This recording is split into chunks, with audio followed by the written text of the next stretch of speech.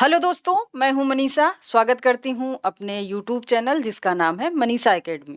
कहानी के प्रमुख तत्व हमने कल देखा था। उपन्यास के प्रमुख तत्व तो पात्र पात्र जो प्रस्तुत करते हैं किसी भी कहानी में कुछ कुछ भूमिका। कहानी में मुख्य और सहायक पात्र।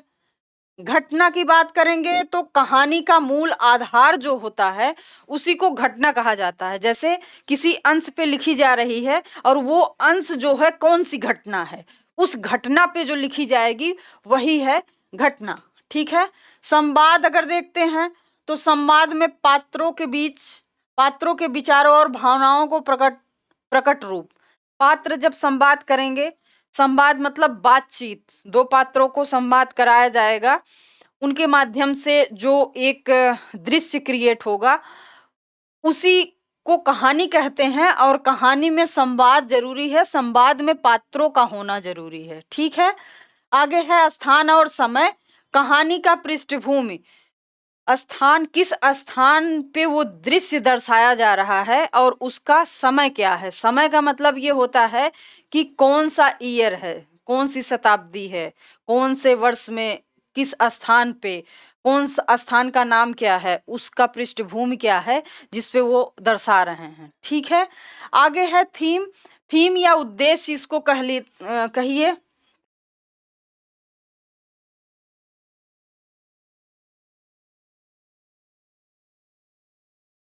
थीम या उद्देश्य, कहानी का मुख्य संदेश क्या है, यही है थीम या उद्देश्य।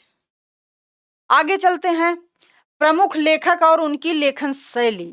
प्रमुख लेखक और उनकी लेखन शैली। बहुत सारे लेखक हुए हैं लेकिन उसमें से जो बहुत ज्यादा पॉपुलर हैं, बहुत ज्यादा नामित हैं, बहुत ज्यादा जो है सम्मानित हैं, बहुत ज्यादा उनकी रचनाएं जो पढ़ी जाती हैं, तो उनकी बात यहाँ पे हम करेंगे। जब जब कहानी की बात आएगी, जब उपन्यास की बात आती है तो उसमें पढ़ने के दौरान बहुत सारी चीजें हमको देखने को मिलती हैं। जैसे पीजीटी या टीजीटी के एग्जाम में आप देखोगे तो क्वेश्चन पूछे जाते हैं। जैसे पूस की रात है, पूस की रात के जो पात्र हैं, पात्रों के नाम पूछ लिए जाते हैं। अब ऐसा नहीं है कि जितनी रचनाएं हैं सारी रचनाओं के आप पात्र याद कर रहे हैं, नहीं। कुछ बहुत इंपॉर्टेंट रचनाएं हैं जिनके पात्रों को बार बार पूछा जाता है एग्जाम में, और उन्हीं सारे पात्रों को हमको समझना होता है, देखना होता है। देखिए, जो भी हमारा सिलेबस है, चाहे पीजीटी का हो, चाहे टीजीटी का हो, चाहे नेट जेआरएफ का हो, या फिर जीआईसी का हो, या ईएलटी ग्रेड का हो, जो हिंदी साहित्य का सिलेबस है उसमें बहुत सारी रचनाएं आपको मिलेंगी। उपन्यास का भी होगा, कहानी का भी होगा, और भी जो विधाएं हैं उन सारी रचनाएं होंगी। तो अब ऐसा तो है नहीं कि आप हर किताब पढ़ रहे हो, जितनी रचना है सब पढ़ रहे हो, सब पढ़ के आप पात्र को समझ रहे हो, ऐसा संभव नहीं है। कितनी बुक पढ़ोगे आप।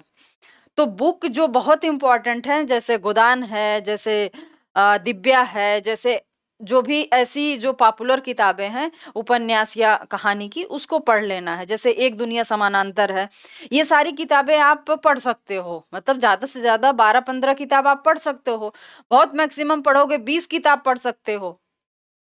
इसके बाद जो सारी चीजें बचेंगी वो तो आपको पढ़ के ही याद करना है, पढ़ के उसको ज्यादा से ज्यादा लगाना है, ताकि आपके एग्जाम के लिए आप तैयार हो पाओ, है ना।